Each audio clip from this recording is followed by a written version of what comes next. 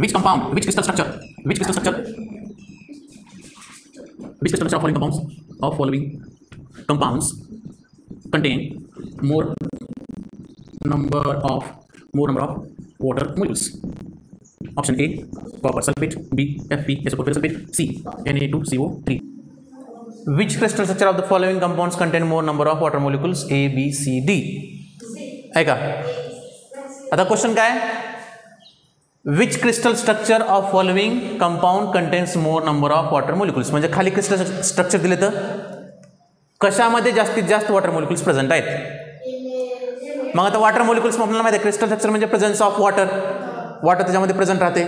मग इथं copper sulphate आहे, FeSO4 आहे, सोडियम कार्बोनेट आहे. डी ऑप्शन नन आहे. मग कशामध्ये सर्वात जास्त वॉटर मोलिक्युल असतील आणि कोणता करेक्ट असेल?